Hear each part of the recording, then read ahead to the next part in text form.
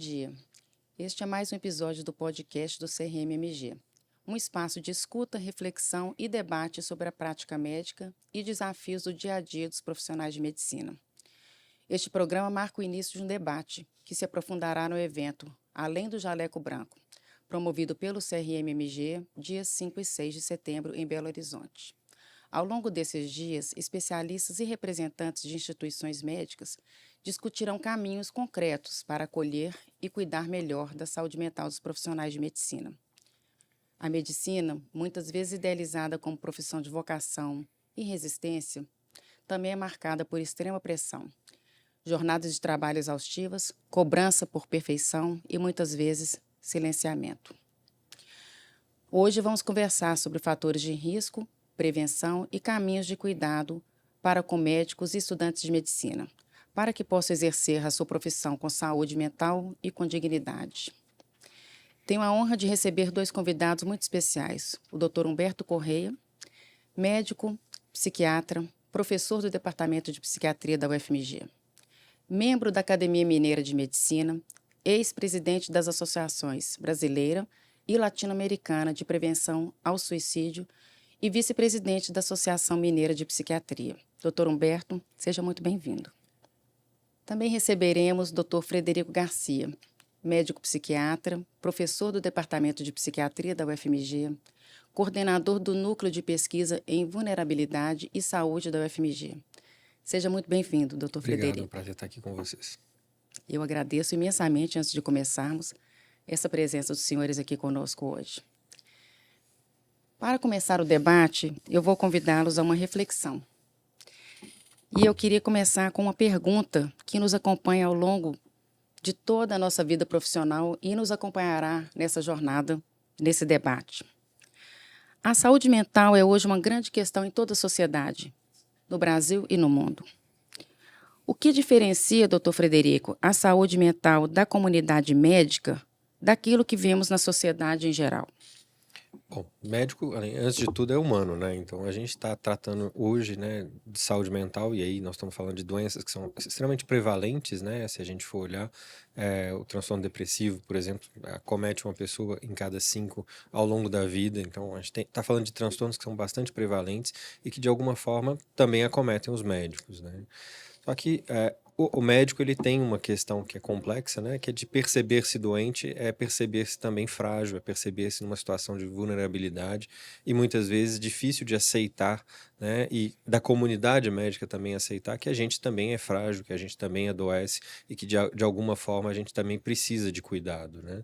Então isso vai gerando barreiras, né? Essas barreiras vão dificultando que os médicos busquem ajuda e de alguma forma, às vezes, né, a gente acaba encontrando colegas que estão com transtornos muito graves ou que estão em situações muito delicadas que precisam ser abordadas com uma certa urgência para a gente prevenir consequências negativas, como vai falar o professor Humberto, né? Assim, tem uma questão que é societal, né? Uma questão que é epidemiológica e tem uma questão que é também essas barreiras que a gente acaba se impondo de alguma forma. Se me permite acrescentar um Claro. ponto que eu considero importante, Frederico, é que o médico tem uma tendência a se autotratar e se automedicar quando se trata principalmente de doenças mentais. Sim. Né? Dificilmente um médico ele vai se automedicar ou se autotratar se ele está com uma doença cardiovascular, mas quando é uma doença mental, tem a impressão que ele faz isso mais facilmente. Se permite mais facilmente. Né? E nem sempre bem se tratar, né? Que é o grande problema. Exatamente, esse é o grande problema. Né? Eu tenho um combinado com todos os meus pacientes médicos que você nunca vai se prescrever nada. Sim. Né? Enquanto o doutor Frederico estava falando, eu pensei sobre isso. Como que a gente é especialista em automedicação, né? Qualquer coisa. Dificuldade de procurar ajuda é marcante no profissional médico. E essa é uma barreira, né? Porque a gente também vai se impor na barreira da falta de tempo, a barreira da responsabilidade com o paciente, e esse autocuidado ele acaba não acontecendo muitas vezes. E, bom, infelizmente, às vezes os desfechos são muito trágicos, né? Em relação às taxas de suicídio, doutor Humberto, elas estão aumentando no mundo? Bom, aqui eu tenho que trazer uma boa notícia, aliás, uma excelente notícia. Né? de uma forma geral, as pessoas têm a percepção, as pessoas aqui no Brasil têm a percepção de que as taxas de suicídio estão aumentando. Mas não, as taxas de suicídio globais, as taxas de suicídio mundiais caíram e caíram de forma significativa nas últimas mais de 2 décadas. No início dos anos 2000, nós tínhamos cerca de 1 milhão de suicídios no mundo, né? E as projeções da Organização Mundial de Saúde seriam que em 2020 nós teríamos cerca de 1,5 milhão de mortes por suicídio a cada ano, visto o aumento das taxas que aconteciam até aquele momento. Nós temos hoje 700 mil mortes por suicídio por ano.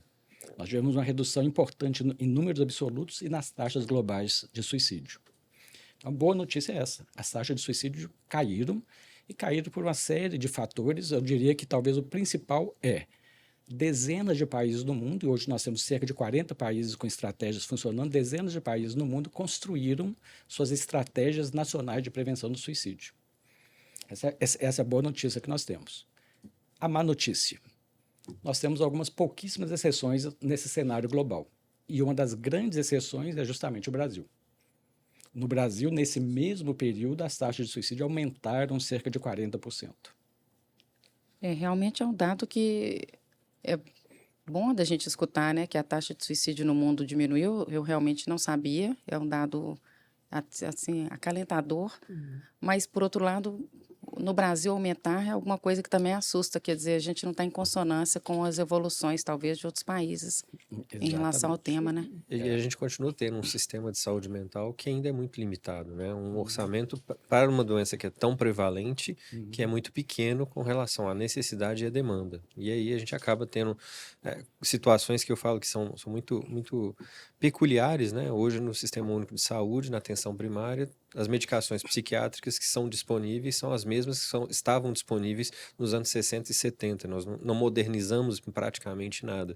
Então, o cidadão que acessa ao SUS hoje continua utilizando as mesmas medicações que se usavam nos anos 60 e 70 sem uma justificativa, porque hoje a gente tem a maior parte das moléculas de segunda e terceira geração que estão, né, genericadas, e que o acesso a elas é bem barato quando a gente compara com o impacto que tem os transtornos mentais na vida das pessoas e na economia de um país, né? Uma pessoa que afasta 3 meses para tratar uma depressão, ela tem um custo previdenciário, ela tem um custo de não produzir num determinado momento, e um custo pessoal muito importante, né?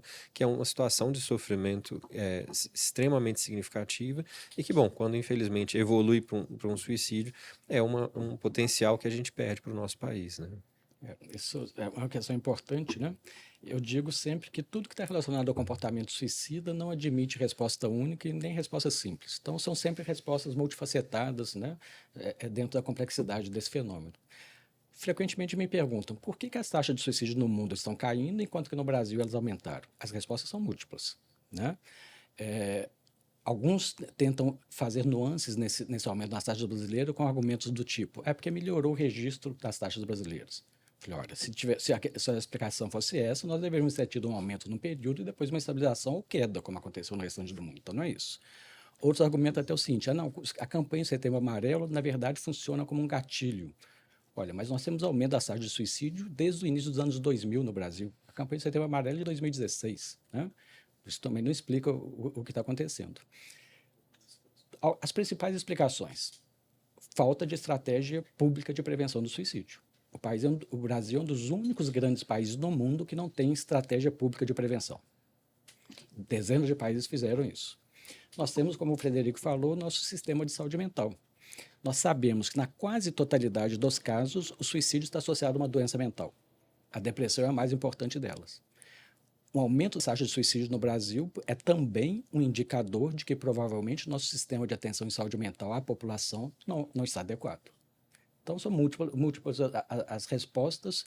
Acredito que no caso brasileiro essas duas são as principais: falta de uma estratégia pública e um sistema de saúde mental que não é adequado para a nossa população. Enquanto você está falando, doutor Humberto, eu estou aqui pensando, não sei se seria o caso. Essa questão do movimento antimanicomial que nós vivemos, fechamento de vários centros psiquiátricos, a intenção me parece que foi muito boa, né? Que era realmente um cuidado humanizado, mas eu não sou da área da psiquiatria, mas eu pergunto aos senhores, esse fechamento teve uma substituição por uma atenção primária efetiva ou simplesmente fechou-se, né, inúmeros hospitais e a população ficou, de certa forma, desassistida? Quer começar, Frederico? Eu acho que a questão é a seguinte, né? Na verdade, assim, de fato, manicômio nunca foi local de tratamento. Eu acho que essa é uma questão que tem que deixar clara, né? Houve uma política um pouco eugênica no Brasil, para não dizer completamente, em onde se queria colocar tudo que não era bem quisto, bem visto dentro desses locais, né? Foi com a fundação das fundações hospitalares que, de fato, se incorporou isso à saúde e, de fato, entrou com o médico lá dentro, né? E aí esse médico não estava satisfeito com aquelas condições e houve um movimento para mudar essa situação que, bom, chama-se de luta antimanicomial, chama-se de reforma, tem vários nomes para isso, né? Mas eu acho que a grande questão de alguma forma, fechou-se essas instituições, não se construiu um modelo alternativo de fato eficaz. Bom, a regionalização é muito bom, mas a gente sabe o quanto é difícil conseguir um psiquiatra para ir trabalhar em Manga, para trabalhar no interior, quanto é difícil de conseguir um especialista que possa, de alguma forma, estar dentro desses centros de atenção psicossocial e, de fato, fazer um trabalho adequado para a população, né, para que ela possa receber o melhor cuidado que ela precisa. Esse é um ponto.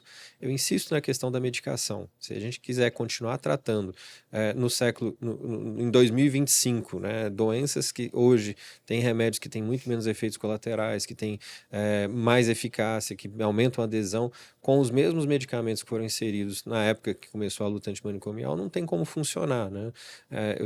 Uma vez eu tive um estudante de medicina que eu atendi e que tem uma esquizofrenia, e ele virou para mim um dia e falou assim: doutor, se você tivesse que tomar um remédio que te engorda, que te deixa robotizado, que te deixa com sono o dia inteiro, que te deixa impotente sexual, você tomaria? É uma pergunta que, quando eu me fiz, eu falei, dificilmente eu vou aceitar um tratamento desta forma, né? Então, se a gente não tiver essa revisão desse modelo, se a gente não tiver um aprimoramento desse modelo, e aí incluindo, inclusive, os locais de atendimento de urgência, né? Porque hoje a urgência é tratada dentro de um serviço onde muitas vezes você não tem um médico 24 horas, é um paradoxo, né? Assim, o paciente está com ideação suicida, você coloca ele num CAPS, né? Onde você vai passar a noite sem ter um médico, é um paradoxo, né? Bom, alguns chamam isso de aprimoramento. Eu, no meu ponto de vista, é um retrocesso, né? Porque, de alguma forma, aquela atenção intensiva que precisa ser dada, para você poder, de fato, desinternar aquela pessoa do CAPS mais rapidamente, ela acaba não acontecendo muitas vezes, né? É outra questão complexa, né? E eu vou começar dizendo que somos todos antimanicomiais. Eu sou antimanicomial. Sim. Manicômio não é local adequado para tratamento de ninguém. O manicômio ele surgiu num período histórico determinado, onde simplesmente não haviam tratamentos eficazes para nenhuma doença mental. Essa é a verdade, né? E a sociedade achou que isso seria um local para deixar essas pessoas de uma forma equivocada. Eu vou lembrar a lei que vejo hoje no Brasil que trata sobre a saúde mental da população brasileira. Ela diz em um de seus artigos, um dos primeiros, que a cada brasileiro é devido o tratamento necessário, consentâneo à sua necessidade, né? E a Associação Brasileira de Psiquiatria tem as suas diretrizes para uma atenção integral em saúde mental, que tem que ter, né? Tem que fazer parte dessa atenção integral. Na atenção primária, os ambulatórios, as equipes de saúde da família especializadas, o serviço de atenção secundária, que seria o nosso CERSAM, mas com médicos 24 horas e uma estrutura adequada, e hospitais. Hoje, em 2025, os hospitais ainda são necessários para o tratamento de alguns casos mais graves, algumas urgências psiquiátricas. Os hospitais ainda são fundamentais. E o Brasil tem hoje menos de um terço dos leitos necessários em psiquiatria, segundo a Organização Mundial de Saúde. Então, houve um fechamento indiscriminado de leitos psiquiátricos, sem a criação de serviços que minimamente substituam essa necessidade. Então, nós temos, o fato é esse, e eu acho que os indicadores de suicídio brasileiros refletem isso, né? Um sistema de saúde mental que não atende à necessidade da nossa população. Um sistema de saúde mental que foi criado ou foi forjado baseado principalmente em viés ideológicos e não científicos. O resultado é esse que nós estamos vendo. A população desassistida e a taxa de suicídio aumentando.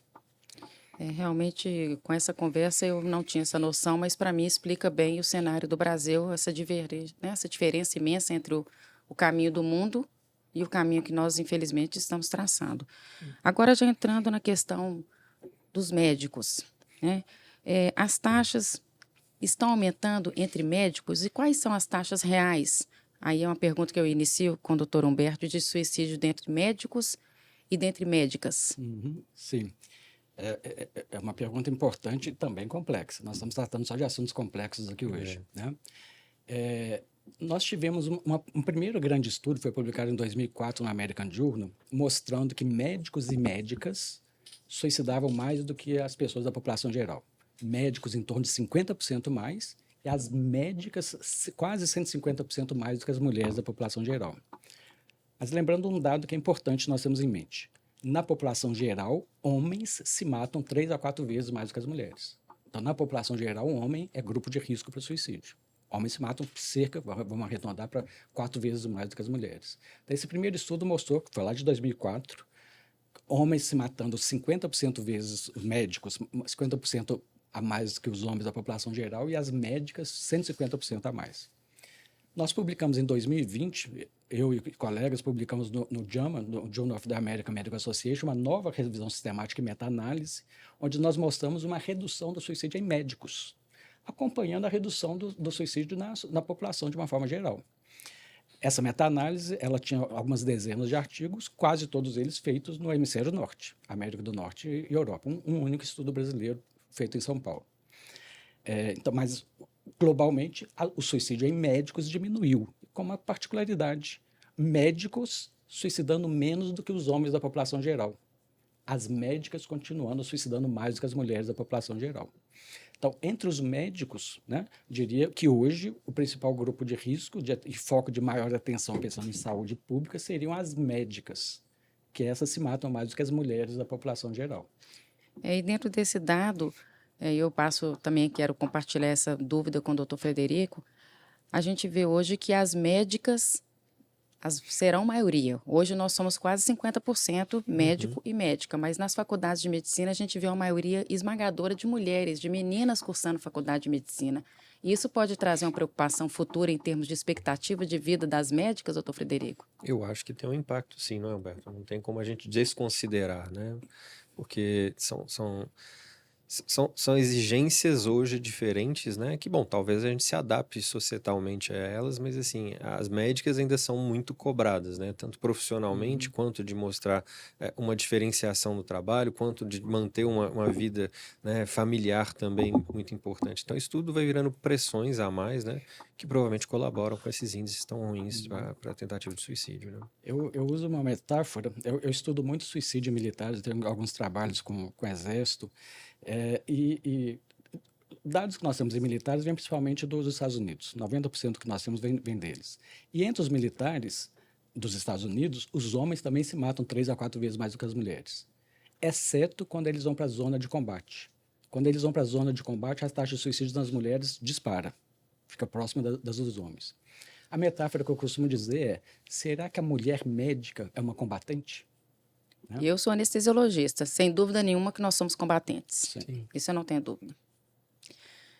Entrando um pouco ainda, gente, nessa diferença entre homem e mulher, aí eu lanço uma pergunta para ambos. E diferença em faixa etária? Isso existe alguma estatística dentre os médicos e as médicas na faixa etária que tenta o suicídio? Eu vou falar primeiro um pouquinho sobre a população geral, principalmente a população geral brasileira, né? Eu disse que no Brasil as taxas de suicídio aumentaram nos últimos 20 e poucos anos, mas nas últimas mais de 2 décadas. E com uma característica marcante: as taxas brasileiras aumentaram nos 2 sexos, aumentaram em todas as faixas etárias, aumentaram em todas as etnias, em todas as regiões geográficas. Não tem exceção, né? Um aumento em particular em jovens.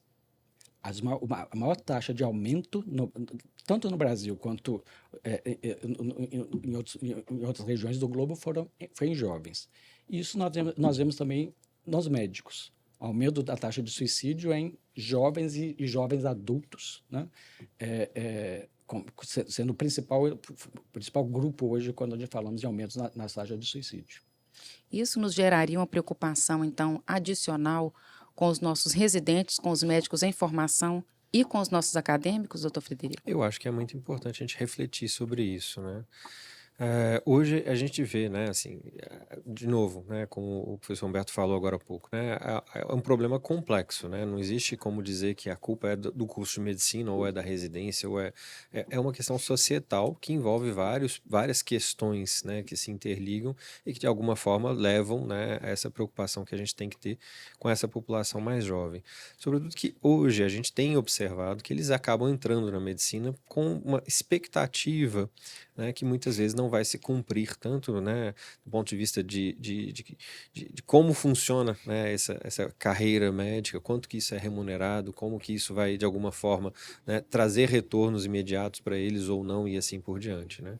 Então, essas frustrações, né, a gente acaba vendo isso no consultório, né, acabam gerando uma situação de estresse ou a expectativa de família. Tem vários fatores que vão colaborando nessa rede intricada de coisas que levam a uma situação de estresse, que em alguns deles que tem uma certa vulnerabilidade acaba se tornando um transtorno mental, né, e que precisa de ser atendido e observado e tratado com muita atenção, né.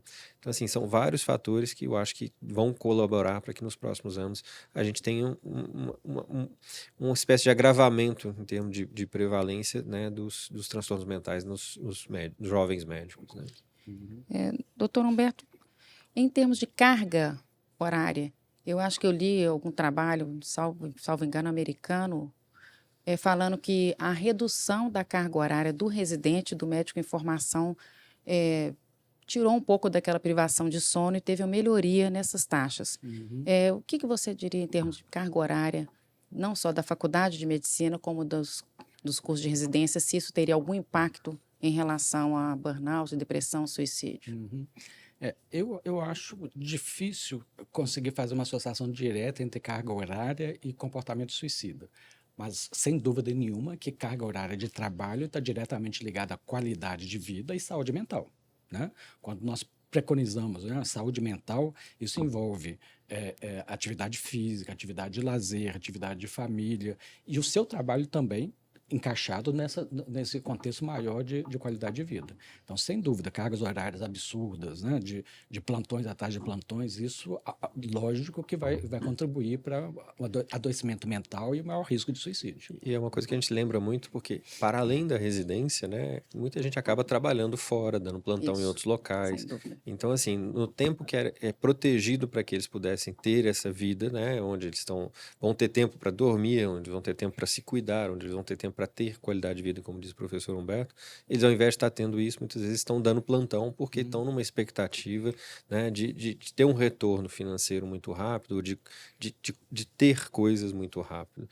E aí se perde esse tempo, e aí, bom, onde entra a responsabilidade de um lado ou de outro, né, é difícil determinar, mas provavelmente a somatória das situações acaba levando a um sofrimento mental. Nós tivemos uma experiência interessante na residência. O Frederico é mais jovem, eu acho que não pegou isso, ou não se lembra. Nós fizemos na residência de psiquiatria o que o residente ele teria uma tarde livre.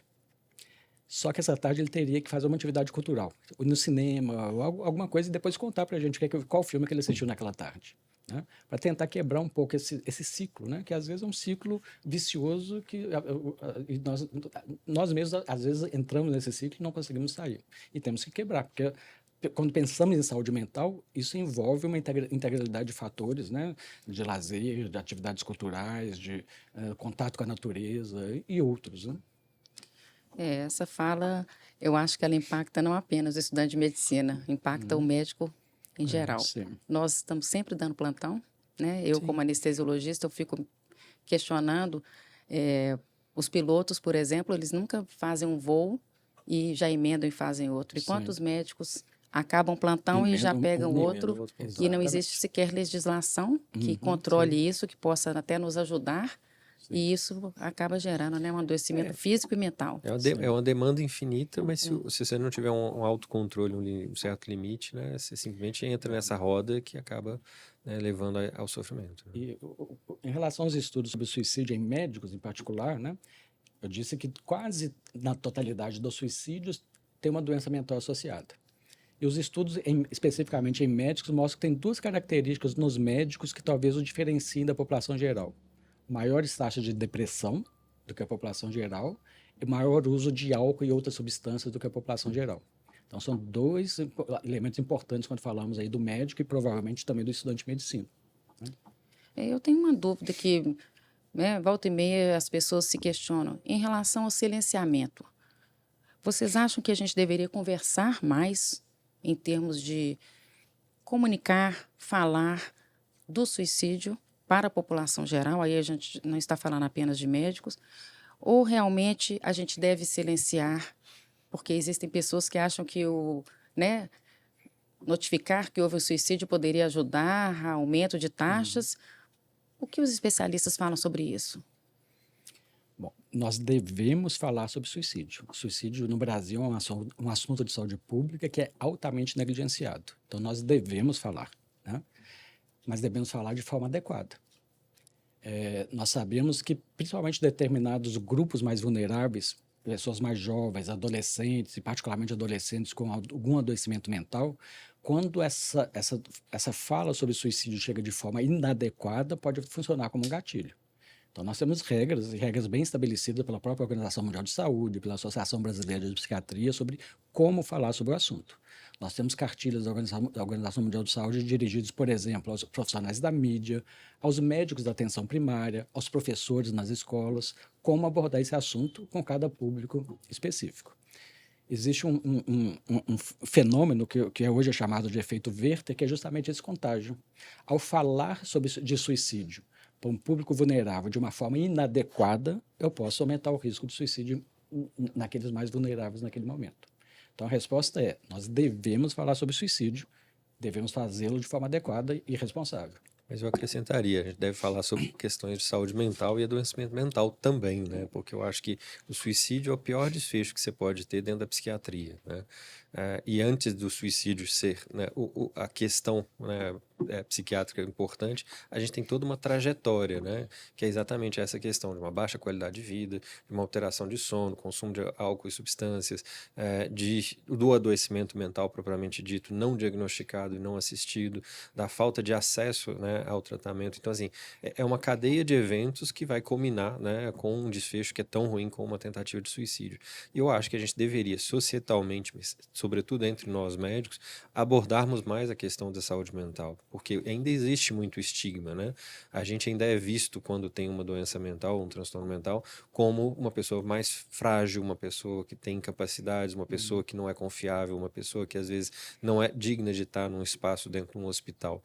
E a gente sabe o quanto que as pessoas, como você diz, né, escondem, não falam, não conversam, pelo medo das retaliações que podem vir a sofrer, no caso isso apareça num determinado momento, né?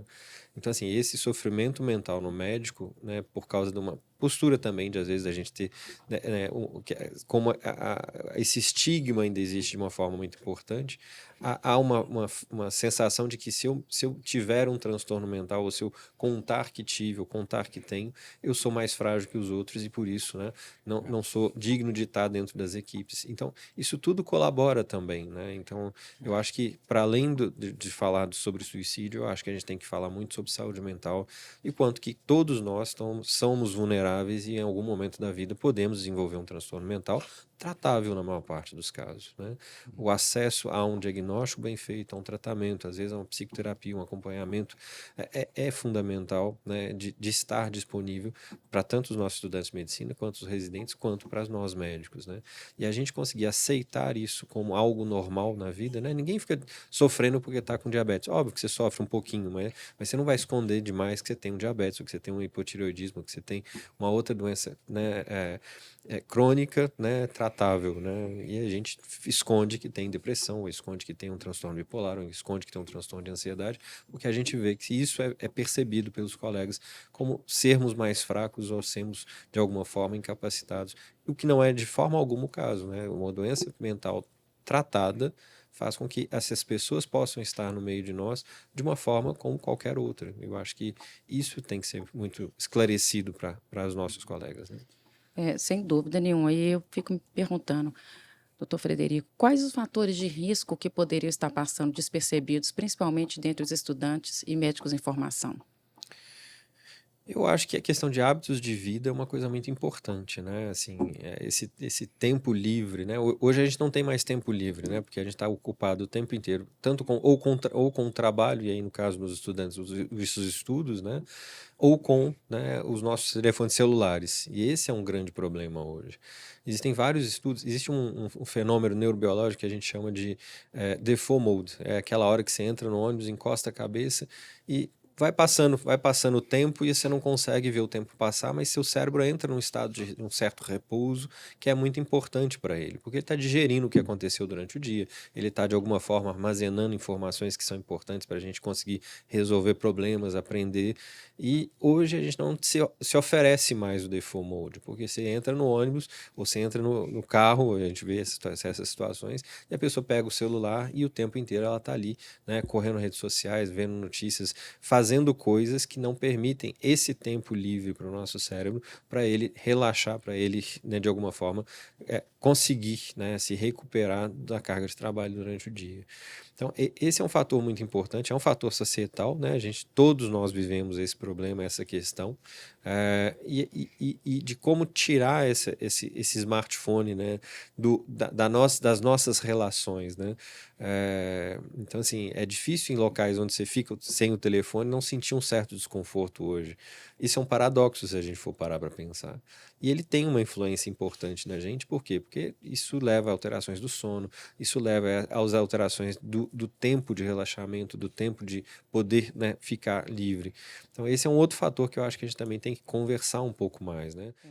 Eu queria perguntar agora para o doutor Humberto, como que você avalia a responsabilidade dos professores e até mesmo dos coordenadores de residência médica em relação à percepção dos fatores de risco e em relação ao próprio bem-estar, né, mental dos seus Sim, estudantes? sim. É uma pergunta importante, mas eu vou começar falando, me referindo de novo ao estigma que o professor Frederico já mencionou, né?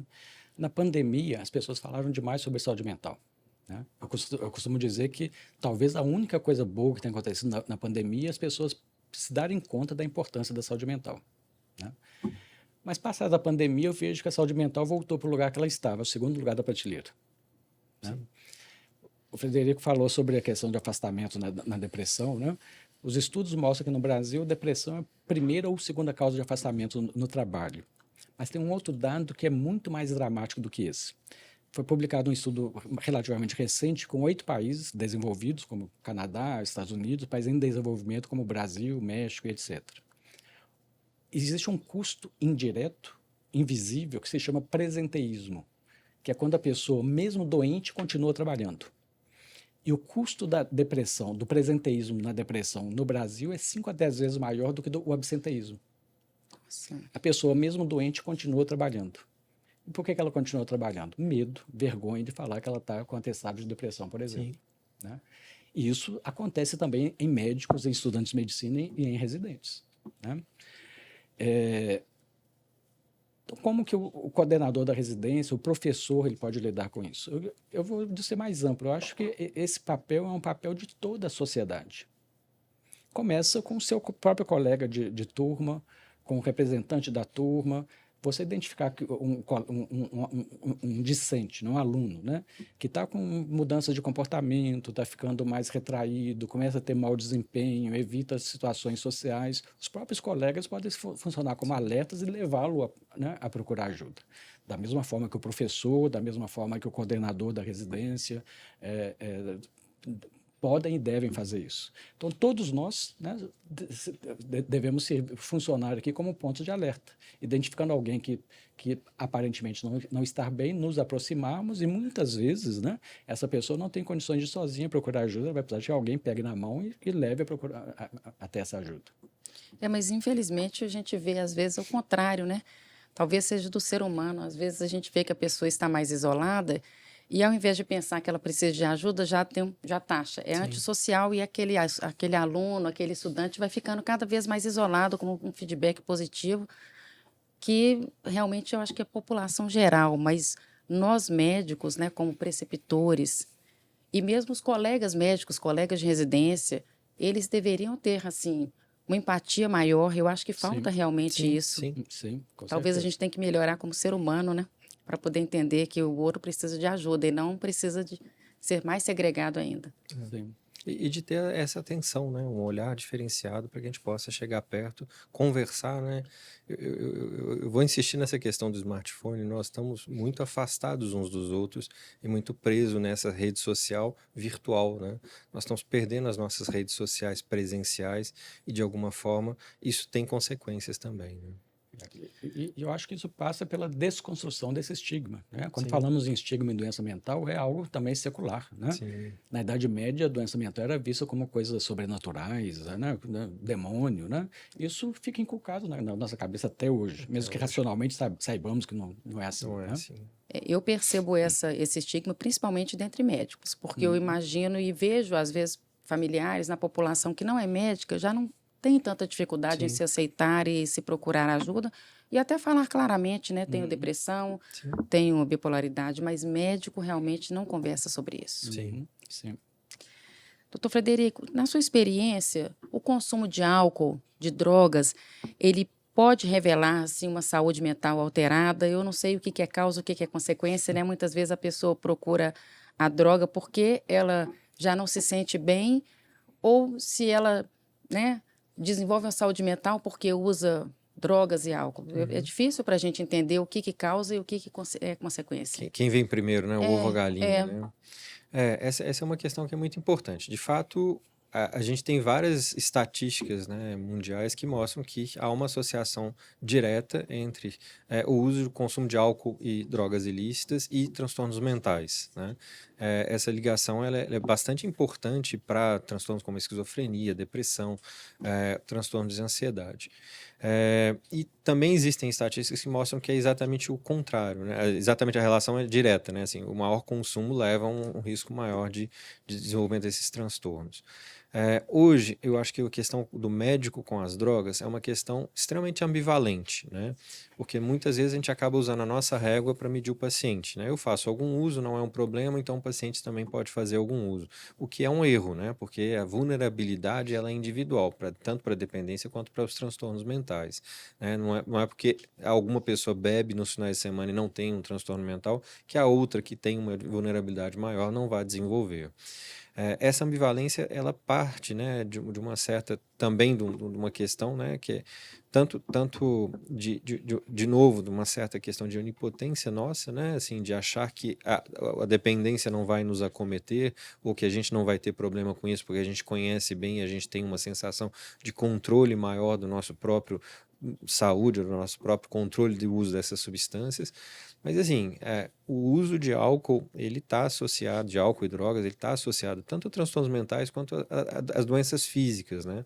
A OMS fala que mais de 3 doses padrão para o homem e mais de 2 doses padrão para a mulher por mês é considerado um fator de risco para várias doenças de saúde. Quando eu digo uma dose padrão, eu estou dizendo uma long neck, uma taça de vinho. E a gente sabe muitas vezes as pessoas e os nossos colegas estão consumindo nos finais de semana quantidade muito mais importantes do que isso e, portanto, estão assumindo um risco à saúde e à saúde mental, que vai além da dependência, né? Todo mundo teme a dependência, mas a gente sabe que o álcool, né, é um fator importante para a depressão, para o risco de suicídio, por morte por suicídio e assim por diante.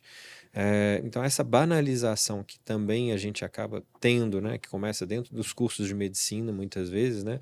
A gente tinha na faculdade, eu acredito que ainda temos lá na faculdade de medicina, uma caminhada etílica, né? Um dia que eles vão vindo do ICB até a faculdade de medicina, né, se permitindo uma embriaguez massiva numa caminhada, o que não faz muito sentido se a gente for pensar, né? Essa eu não conhecia. Não, mas existem vários eventos, né, dos estudantes de medicina com grandes quantidades de álcool, com uma certa, né, e assim, vem de um lado, eu acho que dessa sensação de onipotência que a gente tem mais controle porque a gente estuda, mas que é uma onipotência falsa, né? A vulnerabilidade ela é genética, ela é pessoal, ela é do momento de vida, ela é de personalidade. São vários elementos que corroboram para que a gente desenvolva uma dependência, né, a uma dessas substâncias e é um fator que a gente tem que saber considerar, né? Doutor Humberto, doutor Frederico tinha comentado sobre a mídia, né, o smartphone. Essa mídia social, essa questão de viver Instagram e publicações e preocupação com essa Uhum. imagem, isso impacta negativamente Esse é um fenômeno novo, né, ou relativamente novo, e nós não temos ainda, né, muitos dados consolidados para podermos fazer afirmativas.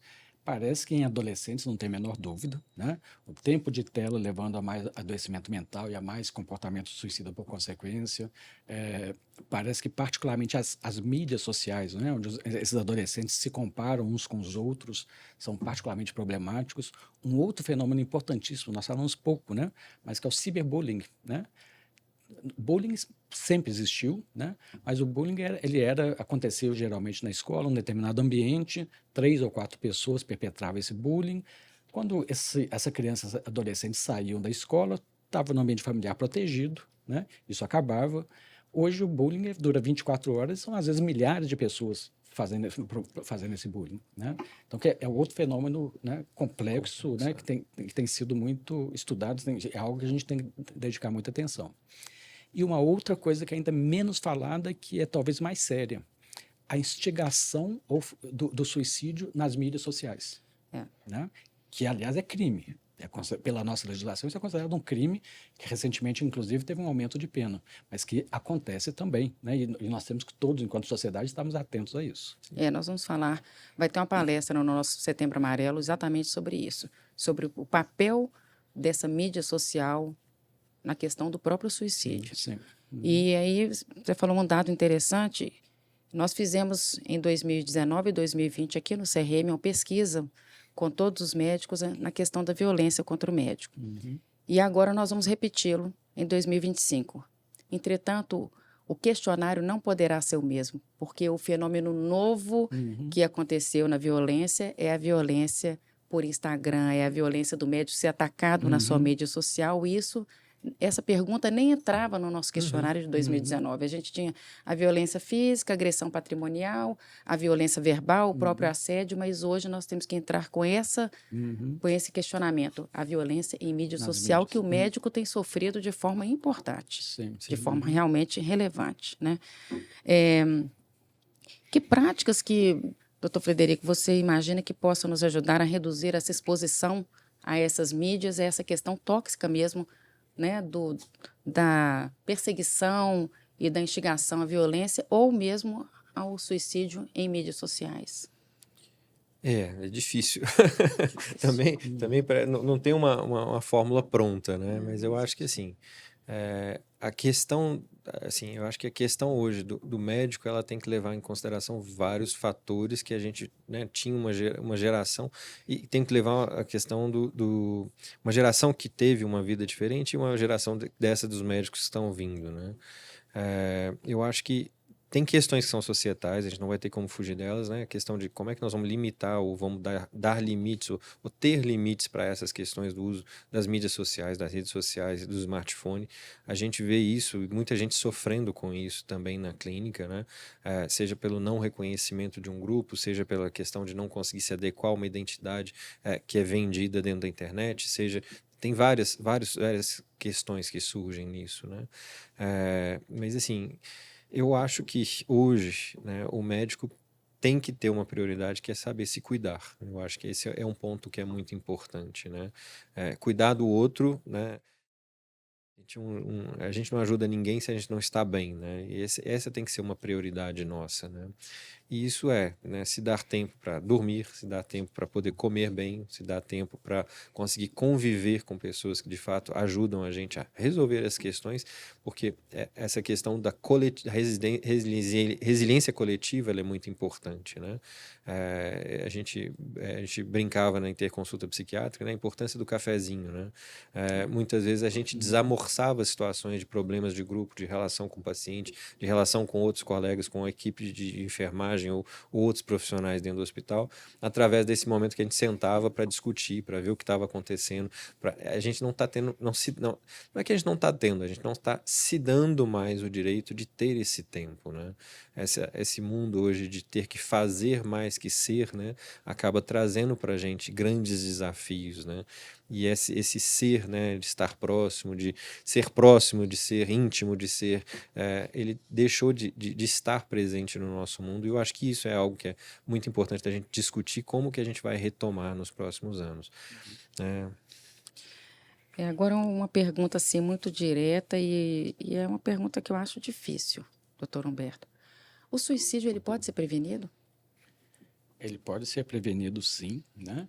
E nós temos os dados globais que mostram que isso é perfeitamente possível, né? De novo, né? A boa notícia que eu trouxe é que as taxas de suicídio no mundo caíram de forma importante nas últimas mais de 2 décadas.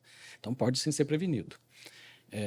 Como eu disse, dezenas de países criaram suas estratégias de prevenção do suicídio. Essas estratégias têm que ser adaptadas para cada região, né? No país de dimensões continentais como o Brasil, provavelmente nós precisaremos de algumas estratégias, né, regionais, né? Então, isso é perfeitamente possível. O que nós sabemos hoje que funciona quando pensamos em saúde pública? Restrição de acesso a um método letal quando esse método é muito usado numa população. Exemplo, arma de fogo. Né? Então, em determinadas populações, o principal método de suicídio é arma de fogo, no caso dos Estados Unidos, por exemplo. No sudeste da Ásia, aconteciam muitos suicídios por uso de pesticidas, esses produtos usados na agricultura, né? E eles proibiram a comercialização de alguns produtos ou restringiram a comercialização. Com isso, eles reduziram as taxas de suicídio. Então, a gente sabe que funciona. Restrição de acesso ao método letal. As pessoas se matam usando o método de mais fácil acesso. Em geral, o médico vai ser uso de substâncias. Cai no né? problema de Cai no ser problema médico. Como que restringe ou o do médico? militar que tem acesso à arma de fogo. Né? Então, esse é um ponto importante. A segunda coisa que nós sabemos que funciona, e aí falando de adolescentes e jovens adultos, né? Programas de prevenção de suicídios nas escolas. Isso nós temos evidência de que funciona e funciona de forma eficaz. Então, contrariando o mito de que não se deve falar sobre suicídio com adolescente, sim, nós devemos falar de forma adequada, com profissionais treinados para isso, com atividades padronizadas para lidar com esses adolescentes. Nós temos estudos mostrando que a abordagem de forma adequada no ensino médio europeu, durante o primeiro mês de aula, reduziu o comportamento suicida ao longo de todo o ano escolar. Então, isso funciona, nós temos evidências científicas de que isso funciona.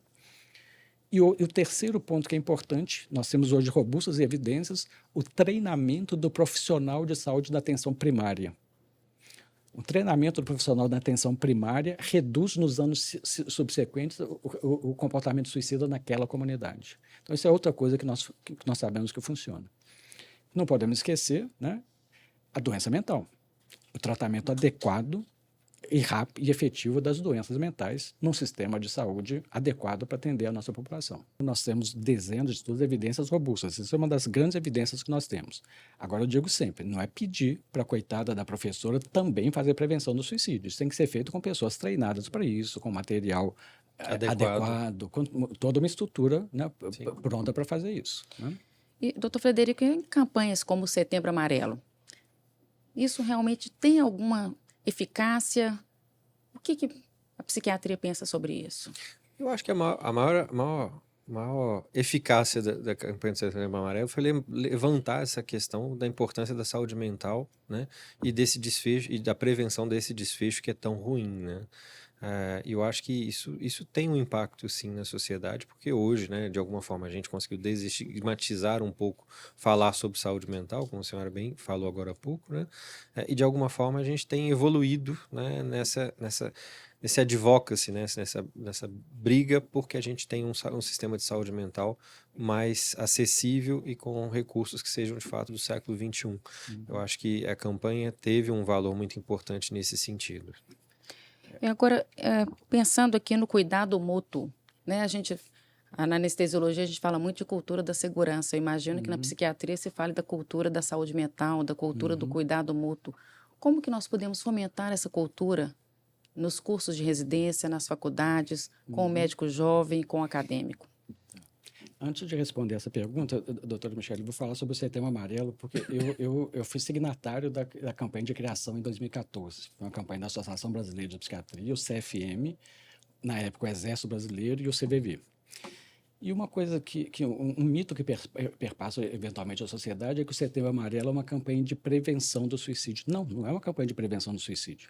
É uma campanha de sensibilização da sociedade, educação da sociedade, para que essa sociedade educada e sensibilizada pressione o poder público a fazer aquilo que dele se espera. Então, o Setembro Amarelo é uma campanha de educação. Né? Sensacional. Esse é o objetivo do Setembro Amarelo. Né? A prevenção, ela vem depois, a sociedade educada e o poder público pressionado a fazer aquilo que essa sociedade está exigindo, né? Sobre esse cuidado, isso é muito importante, né? Nós já conversamos um pouquinho sobre isso, né? E passa, de novo, pelo estigma, né? Eu acho que enquanto nós, enquanto sociedade, tivermos toda essa dificuldade em falar sobre isso, né, nós vamos ter dificuldade em enxergar a demanda do outro e a demanda de cuidado do outro, né? Mas é fundamental. Eu falo sempre que quando a gente fala sobre suicídio, a prevenção do suicídio é uma tarefa da sociedade como um todo. Quando a gente fala em saúde mental, é a mesma coisa. Porque aquela pessoa que estava num processo depressivo, eventualmente ela não está nem percebendo o que está acontecendo com ela. E se ela percebe, muitas vezes ela não tem nem a iniciativa de procurar ajuda, tamanho a depressão medo, do né? humor, né, a anedonia que ela está passando, as dificuldades que ela está passando. Ela vai precisar muito frequentemente de que alguém pegue na mão dela e a leve até essa ajuda. Então, todos nós, enquanto sociedade, e aqui não são só médicos, né? A sociedade como um todo, todos nós, na escola, nas igrejas, no trabalho, né, temos que estar atentos ao próximo e oferecer ajuda quando for necessário. Já estamos caminhando para o final, né, dessa nossa conversa. Eu gostaria de pedir a cada um que compartilhe conosco algum sinal de alerta para que a gente leve uma mensagem, né, para casa, para que cada um possa entender como deve cuidar do próximo. Acho que a mensagem que eu posso deixar é: a saúde mental e a prevenção do suicídio é uma tarefa de todos nós, é uma tarefa de toda a sociedade. Na igreja, na escola, no trabalho, todos nós somos responsáveis pela prevenção do suicídio e pela promoção da saúde mental. Eu reitero isso, né? Na verdade, não existe sinais de alerta, né? Existe uma construção que precisa a gente precisa estar atento a isso, né? Ver as pessoas que estão em sofrimento, que estão em dificuldade, que precisam de alguma forma de você parar e perguntar como é que você está, o que está acontecendo, como é que eu posso te ajudar. Eu acho que esse cuidado mútuo, como você falou agora há pouco, né, ele é muito importante da gente estar atento a ele, né? Porque, assim, de fato, existe uma necessidade global, né, de cuidado, mas é no 1 a 1, no encontro face a face, muitas vezes que essa relação e esses transtornos vão aparecer e precisar ser abordados. Já caminhando então para o nosso final, né, a conversa de hoje nos mostra que a saúde mental dos médicos e dos estudantes, ela precisa ser tratada com muita seriedade, com a mesma seriedade que qualquer doença física que a gente possa diagnosticar. Cuidar da vida também é cuidar da própria humanidade. Agradeço, assim, sinceramente, genuinamente, por essa conversa. Agradeço a sua presença, doutor Obrigado, Frederico. Agradeço, doutor Michele. Humberto, por compartilhar os conhecimentos. É um prazer, doutor E eu estou, Michele. assim, realmente, assim, muito impressionada com a conversa, muito tocada. E eu convido todos que estão nos acompanhando a participarem do evento que faremos no Setembro Amarelo, que a gente vai falar realmente nos dias 5 e 6 de setembro, um pouco além do jaleco branco. Nós vamos conversar sobre depressão e suicídio dentre médicos e estudantes de medicina. A programação completa está no site do CRMMG. E lembre-se, buscar a ajuda não é fraqueza, é muito mais um gesto de coragem. Obrigado por nos acompanharem e até o próximo episódio.